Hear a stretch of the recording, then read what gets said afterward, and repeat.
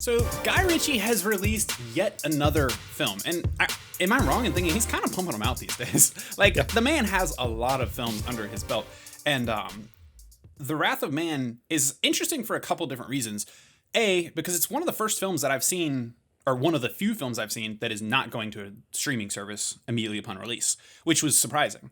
Yeah. Especially for a film of Guy Ritchie isn't exactly Scorsese. He's not like the type of person who you would expect to be like super staunch about how the film has to be viewed. Very respectable in that, right? I don't mean that in any insulting way, but I just would have expected it. When I heard it came out, I was like, oh yeah, it's probably on Netflix or HBO specifically, but it's not. So I applaud him for that. That is exciting. Guy Ritchie's career is a bit of an interesting one there too, because I think I like the guy. I think I like his style a lot, and I like a decent amount of his films. But he's gotten really unpredictable. I love Guy Ritchie when he's good. Yeah, I really. But he's love made him when some he's good. undeniably bad movies. Yeah, it's hard because the beginning of his career started off kind of hot, right? Yeah. I mean, he like came onto the indie scene like in the late '90s with British gangster movies. He sort of brought Jason Statham into prominence. With Lock, Stock, and Two Smoking Barrels and Snatch. I love Snatch. It's a really great gangster movie. But he had a very signature, like quick, almost a little bit Edgar Wright-ish visual style, where lots of whip pans, flashy cuts. Yeah, it had that like stylized, fast talking, kind of intelligent, witty stylization. He has very particular humor that I think really works in his gangster movies, and especially that some British of his other tone. Movies. Yeah, and but he's like weirdly hit or miss. Like he did those first two gangster movies, which you can argue are very similar movies. They came out like 2 years apart, but they're very similar, almost the same cast too. And then he did Swept Away with Madonna. I think he married Madonna, and like I don't know what happened to him, but it was just a bad decision. And then he did I think it was Revolver next with Jason Statham, which wasn't good. And then he did a movie with Gerard Butler. I believe it was called Rock and Roller or something like that. Which I think was better. It was a bit of a dip, though. And then I think he went into the Sherlock Holmes movies, which was really where I would consider him bringing it back up. I really enjoyed the way those Sherlock Holmes movies were done. Specifically his style. And that's what it kind of comes back to, is his style is what really carries his films. And then he did The Man from U.N.C.L.E., which I really love that I think movie. it's a pretty massively underrated film. Hugely underrated. Film, I don't think it did very well at the box office, and it got like mediocre reviews. I think that movie is one of the best attempts to start a series in big blockbuster series in recent memory, and it didn't get a sequel. Yeah, but I really like that movie, and I think his style fit really well into that. And it kind of always comes back to that. It's like the movies where his style really meshes well works awesomely, and the movies where it doesn't, it kind of disconnects because we have to at King some Arthur. point. Yeah, we have to at some point seg into the next phase of his career where movies like King Arthur came about. Yeah, he also did Aladdin. Yeah, which I didn't see Aladdin, but everything I saw of it, I could not recognize it was a Guy Ritchie movie. What was strange about both Aladdin and King Arthur, which King Arthur had more so of his signature style. King Arthur was very much Guy Ritchie. It was just Guy Ritchie in the wrong direction. Yeah, but also just didn't work in the story. It felt like an 8-hour long movie that was cut down to 2 hours. Like I remember that movie. They were basically like, there's a scene in that movie where they're like, King Arthur has to go to some island and like basically do these trials or whatever, and they make it sound like it's gonna be some huge thing, and then it is a 1.5-minute long montage. Yeah, and it's like I swear that was longer and that was cut down. Like it was.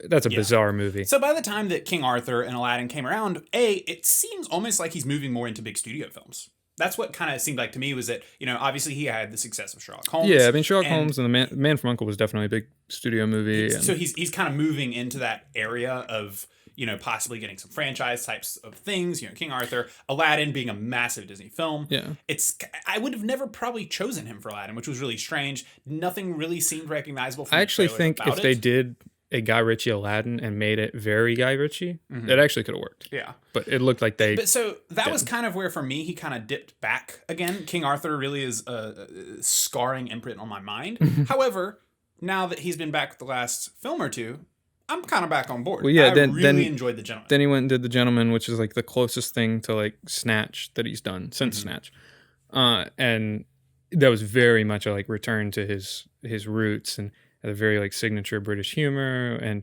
basically all his movies, he's like, let me take a normal story that could totally be told like linear timeline and it would make perfect sense. There's no reason to do it in some weird time jumpy way, but it's going to be a whole lot more fun if we do it that way.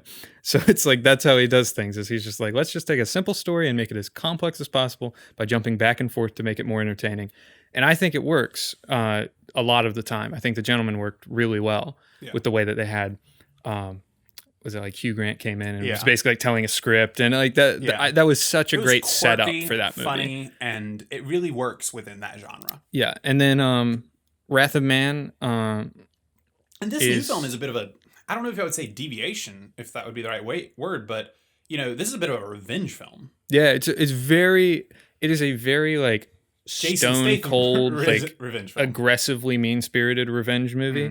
Like if you don't really like any of the characters, but if you even slightly like one of them, they definitely get murdered in a brutal way. Like it is like it is a very like hardcore mean-spirited revenge movie with like this Guy Ritchie's signature like timeline style, basically. Like I'd say if there's one like negative to it, it's that like it doesn't have any of the Guy Ritchie humor in it, which I feel like it could have used because it is like aggressively macho and dark. That's why it seems like such a little bit of I wouldn't say a strong deviation, but the going into like the dark revenge film route is intriguing to me. Yeah.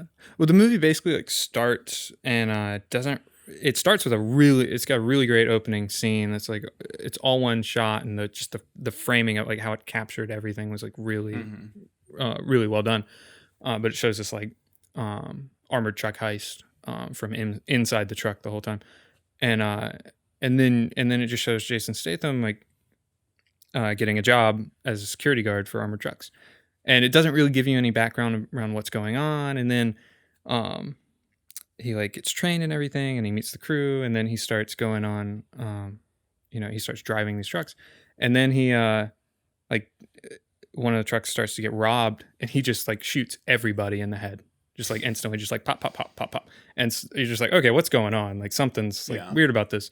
And then about the, I'd say like 30, 40 minute mark, we go back in time and show how we got there. And then we lead up to the present moment that we were at. And then we go back in time and show it from the villain's angle. And it's like, that's how the movie plays out. It's basically like 30 minutes. You don't really know what's going on. Then we get up to present time. Then we go back and show you how we got there. Then we go back from a different perspective and show you how we got there. And I think in that way, the timeline jumping makes the movie work in a way where it would have been a totally generic revenge movie. Where I mean, it's a revenge movie. It plays out exactly how you expect it to. And that's something he applies to a lot of his films. But it's like the way that he plays with time and the way that he withholds information. Like there's sort of an idea that like if you're telling a story from a certain person's perspective, you should know the things that they know. He ditches that a lot of the time and goes like, you don't know the things that Jason Statham knows at this point, and the interest in this is that we're withholding we're withholding the information, and when it works beautifully. Like that's really what I love. And that's really the gimmick that makes this movie work, because it is a very standard revenge movie with a lot of the very standard action movie dialogue, a lot of the very standard action movie archetypes, but this little like timeline gimmick of withholding information, and the way that he uses setups and payoffs through timeline jumping is what I think really helps it work. Because like setups and payoffs and reversals are like the most satisfying things in movies when they're written well, and his movies like function off of setups, payoffs, and reversals. It reminds me a bit of Logan Lucky. Like that movie is like first half of that movie is total setup, back half of that movie is just payoffs, and it's a little bit like that with Wrath of Man, and I think that's the gimmick that makes it work, because it is a very standard movie, but the way it jumps around and withholds information is what keeps you into it. So I think the important takeaway here is Guy Ritchie is still on the up. We've got The Gentleman, we've got The Wrath of Man. We're 2 movies in a row of just solid work. Yeah. So keep it up, man. and hopefully the era continues. But I mean, knowing that the next one will be like King Arthur or something. Yeah, we'll see. We'll see how it goes. But let us know what you guys think in the comments below. Don't forget to subscribe and like the video. And we will talk to you guys in the next episode of the Cortright Cast.